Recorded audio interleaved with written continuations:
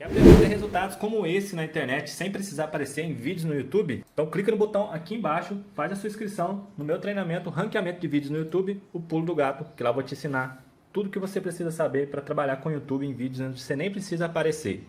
E no vídeo de hoje do canal, o que esperar do São Paulo no Brasileirão, já que não tem Libertadores? Isso e muito mais no vídeo de hoje do canal, então vambora pro vídeo.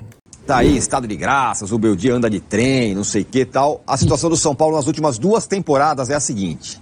Foi a seguinte. Em 2023, Brasileirão, 11º lugar, 14 vitórias, 11 empates e 13 derrotas. 12 dessas 13 acho que foi fora de casa, se eu não me engano, ou perto disso. Na Copa do Brasil, campeão. E na Sul-Americana, caiu nas quartas de final justamente para o time do Zubeldia na ocasião. Em 2022, foi 9º lugar no Brasileirão, 13 vitórias, 15 empates e 10 derrotas. Semifinalista da Copa do Brasil e vice-campeão da Sul-Americana. Esse é o raio-x do São Paulo nos últimos 2 anos. Como está o São Paulo agora? Ele é o 4º lugar do Campeonato Brasileiro, com 4 vitórias, 1 empate e 2 derrotas. Na Libertadores está classificado para as oitavas de final e na Copa do Brasil, idem, também está nas oitavas de final. E a pergunta é essa que está na tela, Arnaldo.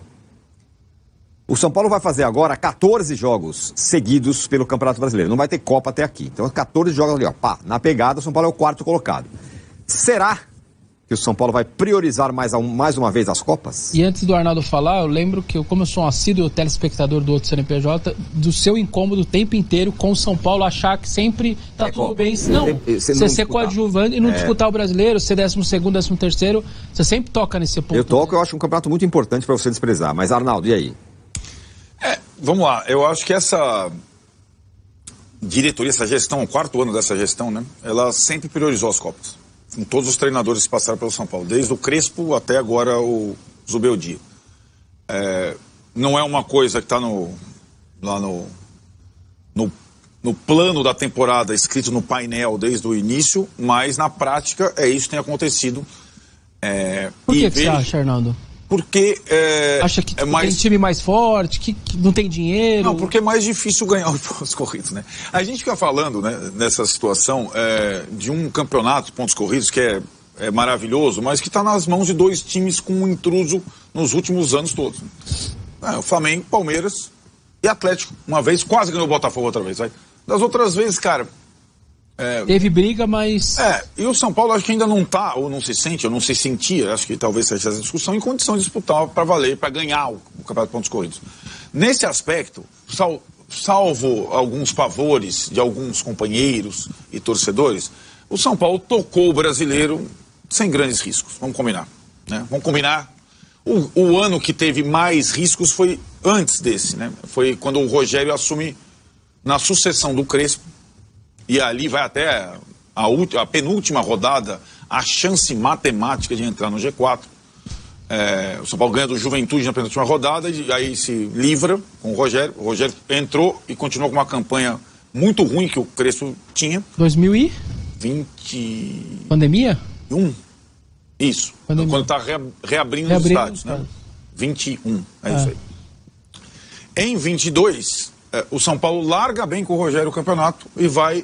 Ele até nas entrevistas fala, olha, como se o clube prefere as Copas, nós vamos... Mas ele também queria ganhar um título pelo São Paulo. Então você vai juntando também aquela questão que a comissão técnica se vê mais próxima de uma coisa. E foi ali. São Paulo largou bem no Brasileiro, chegou um momento em que abriu mão, começou a colocar reservas no Brasileiro e foi para as Copas. Na época sul-americana, ainda na fase de grupos, ele perde a liderança para a LDU, porque também joga com... Aí eliminado depois, classifica em segundo, e aí depois é eliminado pelo Defensa e Justiça. Mas já contra a LDU na fase de grupos, ele inverte. Ele vai com o principal no Brasileiro e o alternativo na Sul-Americana. Isso pode acontecer com o São Paulo. Se o São Paulo engatar uma boa sequência no Brasileiro, não acho fácil. Só que eu tenho dúvida por conta da tal da Libertadores. 2 quarta-feiras de quartas de final de Liberta, você não vai contar pra nenhum torcedor que no domingo tá o time titular. Não vai ter um aceitando. O que eu tô, assim, né... Ela visando, nessa hora, ela... assim, né, não teve pra nenhum clube uma situação de você ter, depois de 6 rodadas, 7 rodadas, o resto do turno inteiro praticamente só dedicado ao Campeonato Nacional. Ali, quando a gente entrar no segundo turno, antes das eliminatórias da Libertadores, a gente vai ver onde tá o São Paulo. Se está no G4, se está no... esse é o ponto. Mas aí que tá.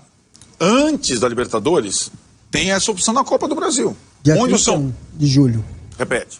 Dia 31 de julho, o primeiro jogo da Copa. Para mim é a maior curiosidade, porque ainda não vai ter Libertadores, não sabemos onde São Paulo vai estar no Brasileiro, e a fila da Copa do Brasil andou. E em termos de importância, é o terceiro campeonato. Libertadores, Brasileiro, Copa do Brasil. Até então era uma obsessão do São Paulo, até ganhar, né? Nunca tinha vencido. E foi tratado como obsessão esses anos todos. Se o São Paulo tivesse, sei lá, no G4 ainda do Brasileiro, no dia 31 de julho, é isso? E tiver a eliminatória da Copa do Brasil, eu priorizaria o Brasileiro. Eu. Entendeu? Vai jogar o São Paulo com o Flamengo na Copa do Brasil. O que você está dizendo é assim. Eu priorizaria o Brasileiro. Cara, assim, você tem que ser corajoso, hein? Não é fácil. Não é. O Tite em 15, ele vai pra Vila com o time titular. Toma um 2-0. Ele quase líder do Brasileiro. Na volta, 44 mil pessoas, ele põe o time em reserva. Eu lembro disso. Aí a torcida, 45, em 2015, ele foi pro Brasileiro e acabou. Jogou com o Matheus Pereira, no Romero, e ele foi e acabou. A torcida engoliu, perde do Santos 2-1, que demorou anos pro Santos ganhar de novo lá dentro, foi só aquela... E ele foi lá, ganhou com o Brasileiro, ninguém falou mais nada. Não é simples, não é simples. Agora, não tem... Carlos Alão e Franco, qual jogo deixou vocês mais putos com a arbitragem? Arbitragem, cara? Final de 94. Não. Não? Não. Eu vou te falar, um dos jogos que eu fiquei mais puto com a arbitragem em todos os tempos foi recente, aquele jogo lá do Sport TV, Luiz Flávio de Oliveira, Palmeiras e São Paulo, pênalti voltado atrás, gol contra anulado na última bola. Olha, eu vou te falar, aquilo lá... Você enlouqueceu. Nossa Senhora. Ontem teve Grêmio Huachipato, teve algumas definições já, e o São Paulo esperando aí, agora só joga contra o Inter quinta-feira que vem, né? Só na quinta-feira que vem estaremos por lá também para trazer esse pré-jogo aí direto de Criciúma, mas de fato é um São Paulo que vai enfrentar um Internacional já com um certo tempo. O Inter ontem venceu o Real Tomayapo, né, venceu por 2-0, e aí agora no sábado, assim como o Grêmio joga sábado, também no sábado o Inter vai ter um jogo decisivo aí pela Sul-Americana, precisando vencer. No sábado joga, e aí na quinta-feira também. Então os dois times têm um bom tempo de descanso. Obviamente São Paulo vai chegar mais descansado que o Internacional, tiveram folga, né, segunda e terça, hoje voltaram aos treinamentos aí na Barra Funda, Zubeldia trabalhando a parte tática. Não vai ser tão fácil assim, nessa volta aos pouquinhos agora, torcer para que esse ritmo de jogo do São Paulo não caia, que o São Paulo consiga voltar com o ritmo de jogo acelerado lá em cima, porque vinha de uma sequência muito positiva e vai ter peças para trocar também, Senna. Cara, esse calendário ficou meio zoado, né? Porque o São Paulo vai ficar 10 dias sem jogos, joga na quinta-feira contra o Inter, depois tem o clássico em Itaquera, e o Corinthians joga na terça, os caras vão ter 2 dias para descanso, e o São Paulo meio que quinta e domingo. Ficou meio zoado isso aí, né? Prejudica a gente também. É uma definição que assim, não é tão bem feita, tiveram que achatar um pouco o calendário, mas o São Paulo, então, vai jogar na quinta-feira contra o Internacional, e aí, domingo, dia 16, enfrenta o time do Corinthians, volta a campo na quarta-feira contra o Cuiabá. Então o São Paulo vai ter aí essa sequência, né? Vai ter aí sempre 3 dias de descanso. O Corinthians, por sua vez, também tem algumas pequenas alterações, né? Até por jogar os playoffs agora da Sul-Americana, mas o Corinthians, a priori, o calendário deles é terça-feira contra o Goianiense, o jogo em atraso, então dia 11, durante a data FIFA, vai ter o jogo Atlético Goianiense e Corinthians, e aí também Corinthians e São Paulo dia 16. Então, tem essa distância de calendários aí, e o Corinthians, a fase tá legal lá, eu tô vendo no noticiário, tá bacana demais, né? Presidente com a vai de bet, aquele rolo todo. Hoje saiu uma matéria, isso é muito importante, tá? Não é só porque, claro, né, a gente brinca aqui, mas isso é importante a nível de todos os clubes, né? Porque mostra como que é o futebol em geral e como que é a política de esporte como um todo. Saiu uma matéria hoje do Lucas Musetti no UOL, onde ele fala que o Augusto Melo tá sendo pressionado por influenciadores, porque ele vendeu, entre aspas, apoio em troca de promessa de cargos, né? Então ele prometeu para vários influenciadores do Corinthians cargos, né, durante a sua gestão, e aí agora os caras estão cobrando, cadê meu cargo? Né? E ele tá pressionado. Então olha o nível político, né? É uma coisa assustadora.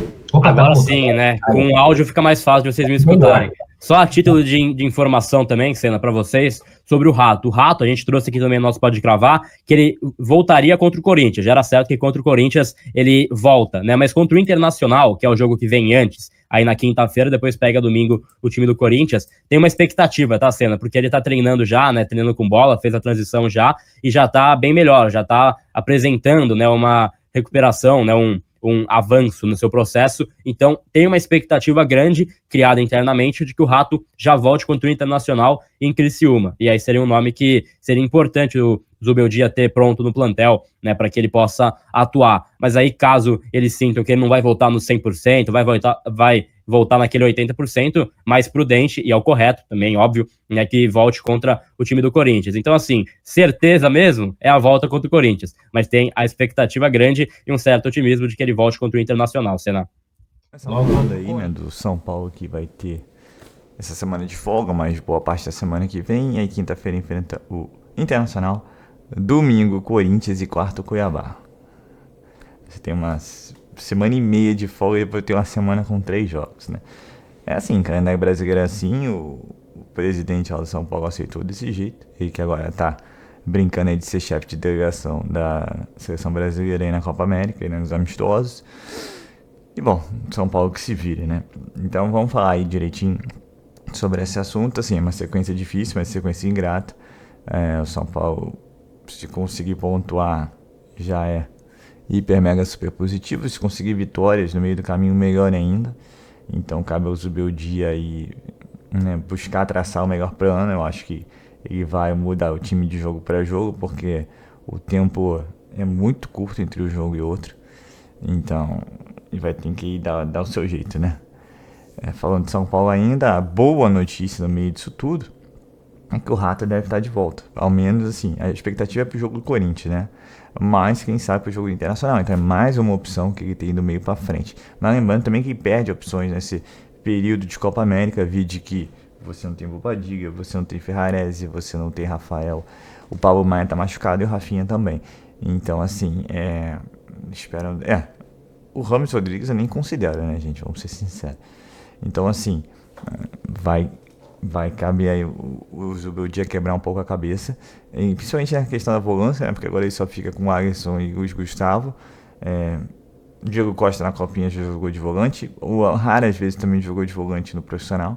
E aí você tem os garotos da base que você não vê nem ficar no banco, né, que é o Negruti e o outro rapaz lá, o nigeriano, que eu esqueci o nome agora. Então assim, acho que quando abrir a janela vai ser fundamental buscar alguém para essa posição. Muito se fala do Alexandre, mas assim, o UOL ontem fez uma matéria falando que não decidiu se vai voltar pro Brasil ou não. Inclusive, São Paulo seria a primeira opção e tal. Mas, bem, falar do que vai acontecer agora, não adianta falar o que vai acontecer pra frente, né? Então, vai ter essa dificuldade do São Paulo nessas partidas do brasileiro, né? Tem elenco, acho que do meio da frente tá bem tranquilo. Do meio para trás, aqui você tem só a questão da volância mesmo, da lateral esquerda, né? Porque quando o Ayrton não joga o Patrick Lanza, tudo bem que ele deu uma melhoradinha, mas assim a gente ainda ficou um pé e 9 e 4 dedos atrás, né? Porque não gera confiança. O próprio Moreira no último jogo foi mal demais, para quem critica o Igor Vinícius. Então assim, é um trabalho de passo a passo, né? Agora, a discussão vem quando vier a derrota, né? Como é que vai ser o Zubeldia? Porque na vitória ele fala até de questão social. Cara, veremos, mas eu espero que esse dia não chegue tão cedo, né? O jogo com o Inter vai ser duríssimo. O Inter aqui também vem numa atuada de jogos, porque ele tem que recuperar os jogos atrasados devido à tragédia do Rio Grande do Sul. E depois você tem o Corinthians, acho que clássico, óbvio, não vem bem. O último jogo na Arena a gente venceu, né? Vamos ver como é que vai ser o próximo. Se não tiver o 12º jogador, como normalmente tem por lá, que é o nosso querido árbitro, bem, acho que o São Paulo chega melhor do que o Corinthians nesse clássico. Agora, clássico é clássico e vice-versa, como, né, dizem muitos, né? E, bem, vamos ver também como é que o Zubeldia vai montar esse time para esses jogos. Acho que a minha curiosidade maior é como é que ele vai mexer, né? Porque agora ele já não tem tantas opções, né? Mas vindo de Zubeldia tudo é possível. E, para fechar, os números do Alan Franco, né? Não sei se vocês estão acompanhando aí, o Alan Franco, ele tá invicto desde setembro do ano passado. Tudo bem que com o Dorival e com o Carpini ele jogou muito pouco. Mas ainda assim é uma marca expressiva, né? Assim como o Zubeldia tá 10 jogos sem perder, o Alan Franco também, mas o Alan Franco tem um histórico ainda, de jogos em que ele participou, São Paulo não perdeu, então o cara tá a mulher da sorte, hein? A mulher da sorte continua assim por muito tempo, né? Quem te viu, quem te vê, como chegou ali desacreditado, São Paulo pagou uma boa bagatela por aí do Atlanta, 4 milhões de dólares se não me engano, chegou até um zoom no início do ano de que poderia ser emprestado para Boca Juniors, ficou e agora se recuperou, titular absoluto desde a saída do Beraldo e desde a vinda do Beldia, né? E aí não dá para entender o que Carpini via aí no São Paulo, né, cara? Impressionante. Fica a nítida, super, hiper, mega impressão que assim foi uma perda de tempo Carpini, né? Cara, os jogadores, até o Galopo que entra de vez em quando, Alan Franco, você tem muitas peças aqui que estão sendo usadas pelos Beldia que não eram nem tocadas pelo Carpini. Então, né, o treinador faz diferença, ainda mais no futebol dos dias atuais, assim, que as coisas são muito parelhas, futebol muito físico. Então, o cara que pensa um pouquinho fora da caixa, ou que pelo menos, assim, tem ideias, sabe o que tá fazendo, o destino da equipe é outro, né? É só ver, cara, o Carpini. E até se você pensar com relação ao Dorival, né? O Beldia já conquistou mais no sentido de jogos, resultados, né? O time do Dorival é sempre um time que dominava, né? Muita posse de bola e tal, mas por fora de casa é um arame liso do caramba, né? A gente foi ganhar da Bahia na Bacia das Almas ali pra fechar qualquer risco de rebaixamento, mas sim, o São Paulo fora de casa era tenso. Aí você fala, foi campeão da Copa do Brasil, claro, o Dorival tem seus méritos, né? Mas no brasileiro foi mal demais. E aí na Copa do Brasil, na final, a gente ganha fora de casa do Flamengo de 1-0, que é o mais importante, lógico. Mas a gente sofre o brasileiro inteiro. Então, assim, o bom dessa parada de 70 dias e você praticamente só focar no brasileiro, o vídeo que a próxima fase da Copa do Brasil é só no final de julho, é você tentar pontuar o máximo possível. Não tem nem como se dividir em 3 frentes. Agora no momento vai ser brasileiro, brasileiro, brasileiro, brasileiro. Então aproveitar esse momento, pontuar bem, pontuar bastante, tentar se manter na parte de cima da tabela, para não sofrer o que sofreu nos anos anteriores. E aí depois, que aí chegar julho, setembro e tal, você entender como você tá no brasileiro, e aí você vê se você vai para as Copas, se você não vai. Mas aí se você tiver ali uma pontuação já próxima dos 45, já é uns outros 500, né? Você consegue até trabalhar mais tranquilo, melhor, mais focado nas Copas, que é o que parece sempre foi a intenção dessa gestão. Apesar que esse ano você tem mais elenco para você poder disputar algo mais o brasileiro, né? Pelo menos o G4, que é onde São Paulo está no momento. Então é isso, pessoal. Sou Marcelo Mazorra do canal Mazorra SPFC. Se você quer ficar ligado nas últimas notícias, as novidades de São Paulo Futebol Clube, não deixe de se inscrever no canal, ativar o sininho para notificações. Se puder nesse vídeo, como eu sempre peço, deixe aquele likezão, tá ok? Saudações de cores, uma ótima quinta-feira a todos e valeu! Quer aprender a ter resultados como esse na internet sem precisar aparecer em vídeos no YouTube? Então clica no botão aqui embaixo, faz a sua inscrição no meu treinamento Ranqueamento de Vídeos no YouTube, o Pulo do Gato, que lá eu vou te ensinar tudo que você precisa saber para trabalhar com o YouTube em vídeos onde você nem precisa aparecer.